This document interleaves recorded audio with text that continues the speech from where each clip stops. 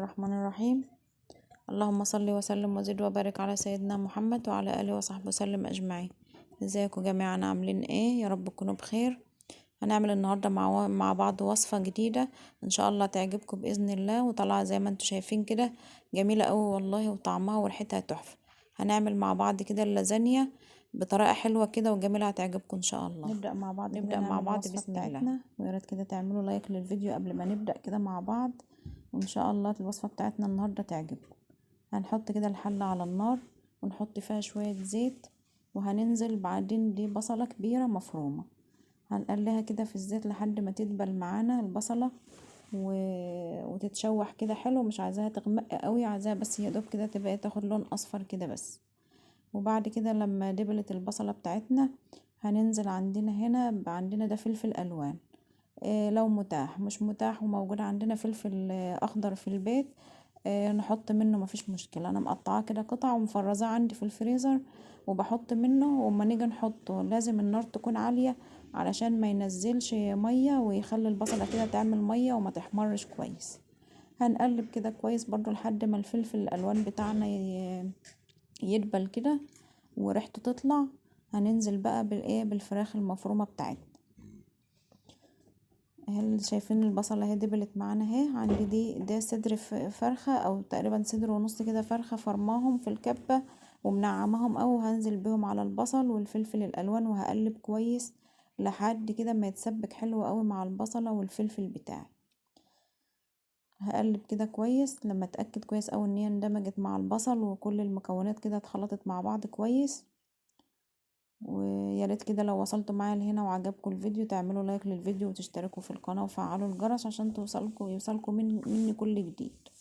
بعد ما اتأكدت ان الفراخ اتسبكت حلو قوي وشربت حلو قوي اتقلبت مع التتبيلة كلها، هنزل بالطماطم بتاعتي. ده دورق او يعني دورق الا ربع كده عصير طماطم، وهقلبه كويس علشان كده الفراخ تفك معايا كده وتندمج مع الطماطم كويس. وبعد كده هنزل بقى بالبهارات بتاعتي.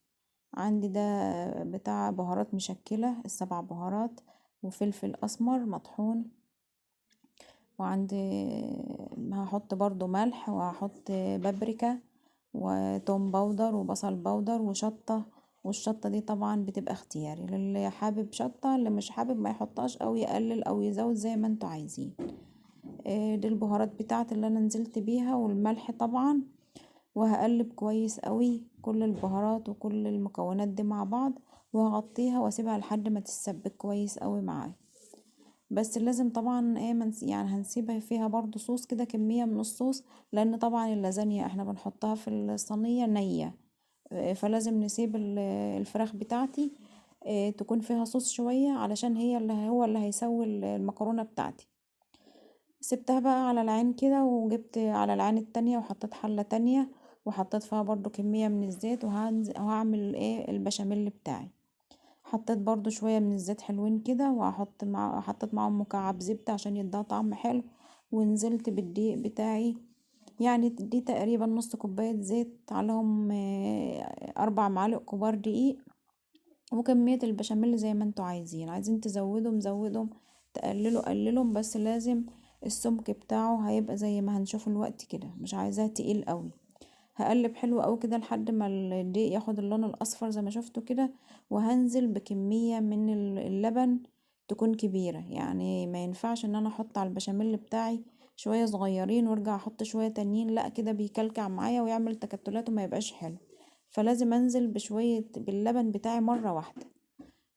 كان عندي برضو حبيت اطعمه كده، حطيت شوية جبنة مبشورة، جبنة رومي، جبنة موتزاريلا، اي نوع جبنة عندكم حابين تزودوه حطوا منه مفيش مشكلة. مش حابين او مفيش مشاكل برضو ما تحطوش عادي. وحطيت كده شوية ملح وشوية فلفل اسمر يديها طعم. وانا عايزة البشاميل بتاعي ما يكونش تقيل، لازم يكون خفيف. لو مفيش لبن ولقيته السمك بتاعه تقيل ممكن نضيف شوية مية او نزود شوية لبن لو لسه متاح، زي ما انتوا عايزين. كده جهزت الفراخ بتاعتي وجهزت البشاميل. وعندي دي المكرونة اللازانيا بتاعتي اهي. انا شارية علبة كده، والعلبة بتكفي صينية حلوة. كفتنا في الغدا وكان طعمها حلو اوي والله. جربوها كده بقى الوصفة دي وقولوا رأيكم ايه. حضرت الصينية بتاعتي ودهنتها حلو اوي بالزبدة او بالسمنة او بالزيت الموجود عندك برضو، مفيش اي مشكلة يعني، ما تعطليش نفسك على حاجة. وحطيت كمية كده من البشاميل والسمك بتاعه زي ما انتوا شايفين سخن برضو. انا المفروض اللازانيا دي الاحسن ان هي تتعمل في قارب او بايركس، يعني قارب بايركس او قارب عادي علشان تبقى ايه، ترصها فيها بسهولة. لكن انا بصراحة ما كانش عندي او ما كانش متاح في الوقت ده، فعملتها في صينية مدورة، ما فيش برضو مشكلة.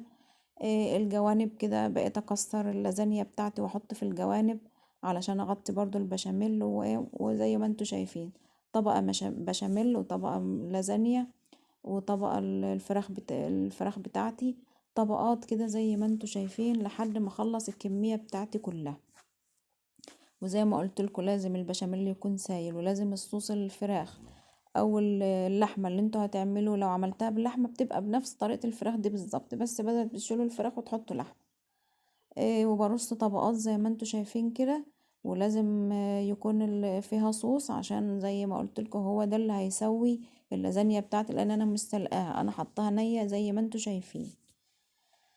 والله يعني بجد انا طبعا احنا كنا اكلناها، الفيديو ده معمول طبعا بعد ما دقناها علشان اقول لكم النتيجة. والله طلعت روعة وعجبت الولاد قوي، وجربها بالطريقة دي هتعجبكم ان شاء الله، وهتبقى هي الطريقة الاساسية عندكم. وما بتاخدش والله يعني، كل الحكاية دي صدر فرخة فرمته عمل لي صينية حلوة قوي وكان طعمها جميل. هحط كده طبقات، والصوص بتاعي سايل وجميل وريحته حلوة قوي، وشوية الجبنة اللي انا حطيتهم في البشاميل دول ادوله طعم كان فعلا روعة وطلعت حلوة قوي.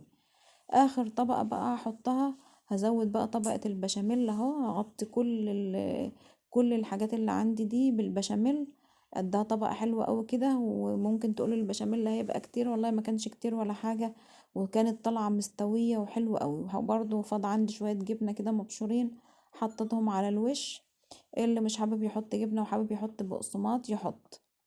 في الاخر طلعت اهي زي ما انتوا شايفين، طالعة حلوة قوي والله، وريحتها وطعمها تحفة. وان شاء الله كده تجربوها وتعجبكم وتقولوا رأيكم ايه في الوصفة بتاعتي دي.